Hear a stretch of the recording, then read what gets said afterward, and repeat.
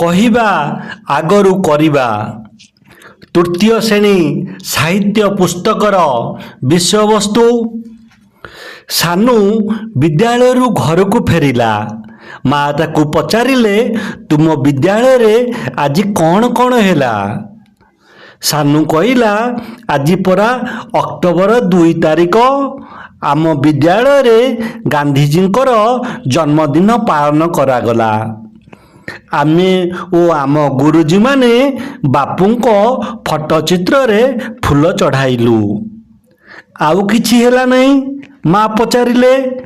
ସାନୁ ଉତ୍ତର ଦେଲା, ହଁ, ଗୁରୁଜୀ ଗାନ୍ଧିଜୀଙ୍କ ବିଷୟରେ ସୁନ୍ଦର ସୁନ୍ଦର କାହାଣୀ ଶୁଣାଇଲେ। ବହୁତ ମଜା ଲାଗିଲା। ମା ପଚାରିଲେ, ଆଚ୍ଛା, କ'ଣ ସବୁ କହିଲେ? ସାନୁ କହିଲା, ଗାନ୍ଧିଜୀଙ୍କର ପିଲାଦିନର କେତେକ ଚମତ୍କାର ଘଟଣା। ମା ପଚାରିଲେ, ଆଉ ତାଙ୍କ ବଡ଼ଦିନର କଥା କିଛି କହିଲେ ନାହିଁ? ସାନୁ କହିଲା, ହଁ, ଖୁବ୍ କମ୍। ତମେ କିଛି କୁହ ନା। ମା କହିଲେ, କହୁଛି ଶୁଣ। ମା କାହାଣୀ ଆରମ୍ଭ କଲେ।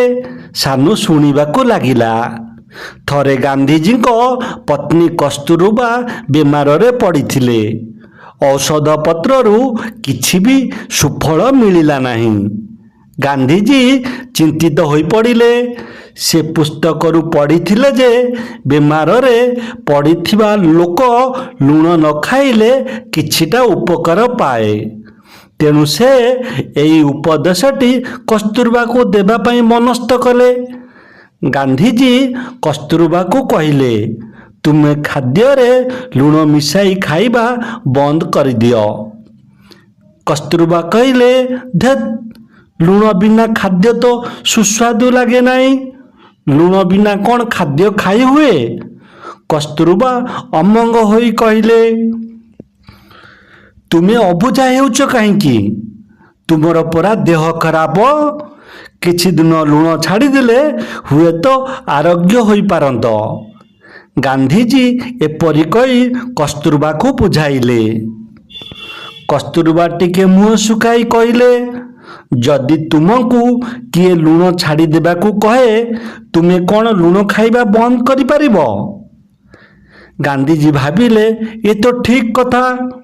ପରକୁ କହିବା ଯେତିକି ସହଜ, ନିଜେ କରି ଦେଖାଇବା ସେତିକି ସହଜ ନୁହେଁ।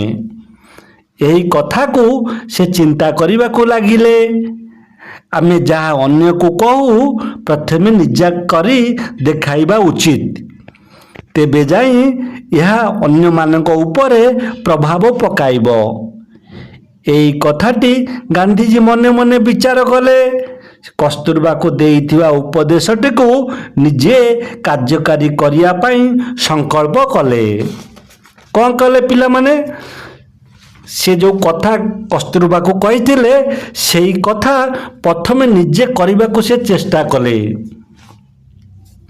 ଗାନ୍ଧିଜୀ କସ୍ତୁରବାଙ୍କୁ ଏଥର କହିଲେ, ମୋତେ ଯଦି ରୋଗ ହୋଇଥାନ୍ତା, ଚିକିତ୍ସକ ଯେଉଁ ଜିନିଷ ଖାଇବାକୁ ବାରଣ କରିଥାନ୍ତେ, ମୁଁ ଅବଶ୍ୟ ତାହା ଖାଇବା ବନ୍ଦ କରିଥାନ୍ତି। ଏଥିରେ ସୁଫଳ ମିଳିଥାନ୍ତା। ମୁଁ ତୁମକୁ ଲୁଣ ଖାଇବାକୁ ମନା କରିଛି। ତେଣୁ ପ୍ରଥମେ ମୁଁ ଗୋଟିଏ ବର୍ଷ ପାଇଁ ଲୁଣ ଛାଡ଼ି ଦେଉଛି।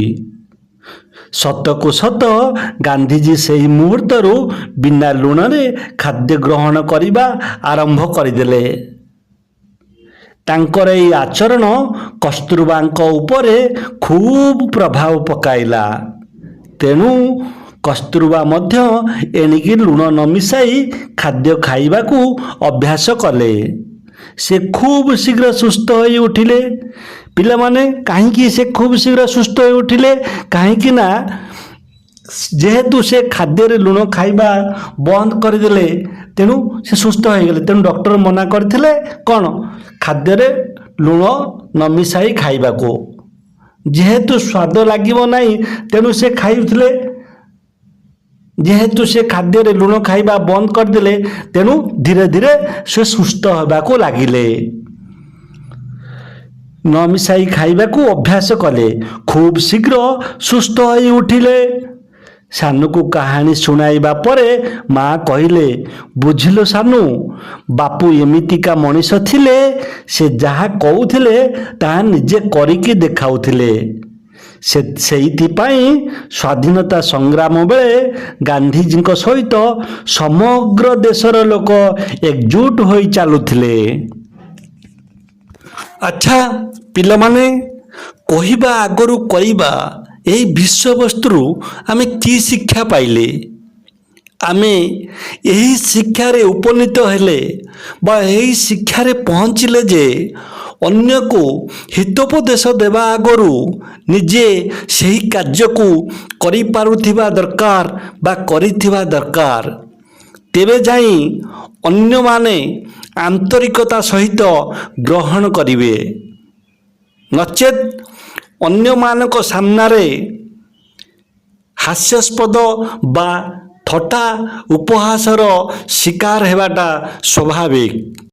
ଆମେ ଯଦି ଭଲ ଶିକ୍ଷକଟେ ହେବାକୁ ଚାହିଁବା, ତେବେ ପିଲାମାନଙ୍କୁ ଉଚିତ ଶିକ୍ଷା, ସମାଜ ଉପଯୋଗୀ ପାଠ ସହିତ ଚରିତ୍ର ବିଷୟରେ ଶିକ୍ଷା ଦେଇପାରୁଥିବା ଦରକାର। ତେବେ ତା ପୂର୍ବରୁ ନିଜ ଚରିତ୍ର ବି ଠିକ୍ ଥିବା ଦରକାର। ପିଲାମାନେ ଆହୁରି ମଧ୍ୟ ଦେଖିଥିବେ, ଫଟୋଚିତ୍ରରେ ବି, ପ୍ରତ୍ୟେକ ଫଟୋଚିତ୍ରରେ ଗାନ୍ଧିଜୀ, ଆମ ପ୍ରିୟ ବାପୁ, ଯେତେବେଳେ ଇଂରେଜ କବଳରୁ ଭାରତକୁ ସ୍ୱାଧୀନତା ଦେବା ପାଇଁ, ସ୍ୱାଧୀନ କରିବା ପାଇଁ ଜନସାଧାରଣଙ୍କୁ କ'ଣ ଆହ୍ୱାନ ଦେଉଥିଲେ, ଏହି ସଂଗ୍ରାମରେ କ'ଣ ଜଡ଼ିତ ହୋଇ ରହିବା ପାଇଁ, ସେତେବେଳେ ସେ ସଦାସର୍ବଦା ଆଗରେ ରହୁଥିଲେ। ଭୀରୁ କାପୁରୁଷଙ୍କ ପରି ଜନସାଧାରଣଙ୍କୁ ବା ଲୋକମାନଙ୍କୁ ଆଗକୁ ଛାଡ଼ି ସେ ପଛରେ ରହୁନଥିଲେ।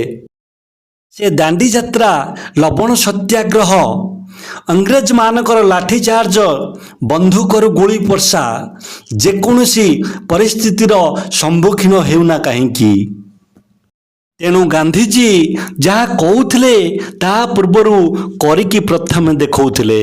ଆଚ୍ଛା ପିଲାମାନେ, ଆମେ ବି ଆଜିଠୁ ଗାନ୍ଧିଜୀଙ୍କ ପରି ଶପଥ ନେବା, ସଂକଳ୍ପବଦ୍ଧ ହେବା, କହିବା ଆଗରୁ କରିବା। ଏବେ ତ ସମୟ ହୋଇ ଆସିଛି, ଆଗକୁ ନୂଆ ପୁରୁଣା ସାହିତ୍ୟକୁ ନେଇ ସୁନ୍ଦର ସୁନ୍ଦର ବିଷୟବସ୍ତୁ ଉପରେ ଜାଣିବା ପାଇଁ ଆମ ଓଡ଼ିଶା, ଆମ ସାହିତ୍ୟ ଚ୍ୟାନେଲକୁ ସବସ୍କ୍ରାଇବ୍, ଲାଇକ୍, କମେଣ୍ଟ କରିବାକୁ ଭୁଲନ୍ତୁ ନାହିଁ।